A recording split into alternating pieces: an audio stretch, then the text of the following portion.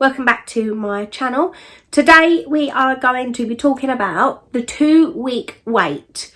We're going to be talking about symptoms of the 2-week wait, because when I was in the 2-week wait, I know that all I was doing was googling this, googling that, YouTubing videos, and they really helped me. So I feel like I am in a position to help other people who will no doubt be looking at these videos. So I'm gonna tell you all about my 2-week wait. And just like in my first pregnancy video, I'm just going to put a disclaimer out there that if you are not comfortable discussing or hearing about TMI details or women's bodies or things like that, then please just press the X, whichever corner it is. I don't really know which corner it is, but it's in one of the corners. Just press the X. You don't have to watch it, but hopefully if you found this video, then you are looking for this video specifically and don't mind hearing about this kind of stuff. So just thought I'd get that out there. So if you watched my previous pregnancy video, you would know that we had been trying for a baby for 13 months with one ectopic in the middle. Not in the middle, but kind of in between after 8 months of trying. And so during every single 2-week wait period, we all know, I mean, if you're watching this and you're TTC at the moment, we know that we symptom spot hugely. Like the smallest change in your body, you're like, oh, does that mean I'm pregnant? What does that mean? What's this? Every single little change in your body you are looking out for. The 2-week wait is painful, not physically, but mentally and emotionally as well. It is a testing time. So this time around, I ovulated on Friday the 11th of October. This was 5 days after I started taking the multivitamin Pregnacare before conception. I would show you the packet, but I don't have any here because I used them all up at the beginning of this pregnancy. So Pregnacare before conception, I can tell you, is most probably the main reason I am currently almost 16 weeks pregnant. Because if I wasn't taking that, then I would not have ovulated, because I wasn't ovulating regularly on my own before. And I'll show you the ovulation test if I can figure it out. I'll put a picture here. I'll show you the ovulation test that I took that confirmed ovulation, and I didn't really have any signs or build up to that. I kind of just felt the urge to take an ovulation test, and I did. Now I think I took them for 2 days in a row before I absolutely knew that I was about to ovulate, or I was ovulating. So there's one where it's got the 2 lines, one is slightly fainter than the other, and then the second one where both the lines are as dark as each other, and that is a positive ovulation test. So didn't really have much of a warning that I was going to ovulate. I just kind of felt the need to take one, so I took one, and I was surprised. Now, if you watched my previous video, which, sorry, it was a little bit long, but I had a lot to say, you will know that I explained about ovulation tests showing up as positive when you're actually pregnant, because that is how I found out I was pregnant the first time round, before we knew that it was an ectopic pregnancy. So I took an ovulation test the first time round. It was positive. I was surprised because I've never had a positive ovulation test before. This is how I knew that I had a little bit of an issue with ovulation. And then I took a pregnancy test, found out I was pregnant, and then it turned ectopic. So obviously once I took this ovulation test and it was positive, I did take a pregnancy test just to make sure that I wasn't pregnant, and I wasn't pregnant. It came back negative, so definitely was ovulating. So ovulated on Friday 11th of October, and these were the symptoms that I had following that. So I didn't document day by day, I kind of documented in sections. So I've documented 1 to 6 DPO, which is days past ovulation. Now, the first sign that I had of ovulation was sore nipples, and I always get this just before I have a period. And again, if you've watched my previous pregnancy video, you will know that I have PCOS. So I don't get my period often, but when I do, I always know that it's about to arrive because my nipples get a little bit sore and tender. So that was the first sign that I had definitely ovulated. I was like, okay, definitely ovulated.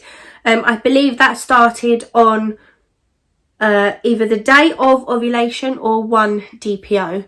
But then a few days down the line, I noticed that the soreness in my nipples faded, but the sides of my boobs and slightly under my arm. Sorry, my phone just ran out of space, so I had to delete some stuff. So I think I was talking about how my boobs started to ache on the side and just under my armpits. And that was, for me, the first sign that I thought to myself, I think I'm pregnant. Because that never happens. It is usually just the nipples, and once that fades away, I wait a few days and a period shows up. It wasn't the case this time. The nipple pain faded, but then that same day it was the ache in the side of the boobs and under the armpits. So kind of had an inkling then. They were also, my boobs were also a little bit hot and swollen, which is, I think, normal when you're about to have a period anyway. So a lot of the 2-week wait symptoms you will find are very similar, if not the same as a sign that you're just about to get your period. So the 2-week wait is a very, very confusing time for a lot of women, me included. I also had cold-like symptoms. So my nose was stuffy, but it was also a little bit runny, which, to be honest, is not out of the ordinary for me, because a few years ago I actually had an operation on my nose where I had my adenoids removed and the lining of my nose reduced because I was having all sorts of issues. So that wasn't too unusual for me, but I documented it anyway, just in case. I also had a headache and mild cramping, which, you know, like I said, that could just be a period on the way, because we know how painful periods can be. But I also had a little bit of an upset stomach as well. So that was symptoms 1 to 6 DPO. Now I've got here that 7 DPO is actually when the sides of the boobs started hurting. And that is just when I thought to myself, maybe I am pregnant, because this never usually happens. And that was 7 DPO. That's the only symptom I have recorded for 7 DPO. So I guess from 6 to 10 DPO, I was kind of symptomless, which was really frustrating me. And I had times where I was like, nope, definitely out. I'm 100% out. But there were other times where I was like, but what is this boob pain at the side? I was just all over the place like that. So then it got to 10 DPO, and I noticed that my boobs were still sore. I was so hungry. I was quite tired as well, which, to be fair, is not abnormal for me, because I'm tired quite a lot. And I was a little bit gassy. So when it got to 10 DPO, I believe I took this in the afternoon or the evening after work, I think. I didn't take a picture of it because it was so faint that you wouldn't be able to see it anyway, but I did see a very, very faint line on a 10 DPO test. It was questionable though, because it was that faint. I was like, is it an EVAP line? Am I seeing things? Is it just a shadow, or is it the start of a line?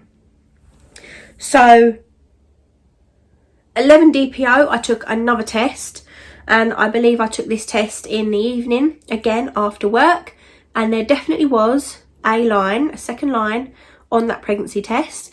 It was slightly darker than 10 DPO. I do have a picture of this, so I'll put it up here.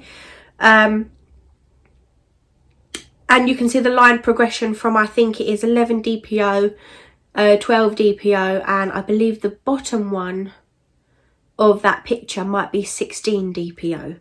I've also got here that I still had a little bit of a stuffy nose. I was still so hungry, like the hunger was unreal. I was emotional as well, still am. So, yeah, still am quite emotional, and my boobs were still a little bit sore on the sides. And by the time I had got to 11 DPO and I saw that second line, even though it was really quite faint, but there was a definite second line on that test, I kind of knew that I was pregnant. And because of what had happened to me before with the ectopic pregnancy, I took pregnancy tests daily. Sometimes I would even take pregnancy tests twice a day, just to make sure that the line was getting darker and that it wasn't fading away, because I was so scared that it would be another ectopic pregnancy, because when you have one ectopic pregnancy, you are more at risk of a second. So I was scared of that. I was also scared of a miscarriage or a chemical pregnancy. There was a lot of anxiety involved in that period of time. But I'm so glad that I am here now where I am at almost 16 weeks. And to be honest, that feels like a lifetime ago now, but at the time, every day felt like a week. It was not a great time emotionally at all. So they were my 2-week wait symptoms leading to a positive pregnancy test. Thank you so much for watching. If you would like to help other people, please comment your 2-week wait symptoms in the comment section below, so that any women that have come to this video to look at 2-week wait symptoms to kind of compare theirs, they can see a whole host of different women's experiences in the 2-week wait. Thank you so much for watching. I will see you in my next video. I also think I've just had lipstick on my teeth that whole time again.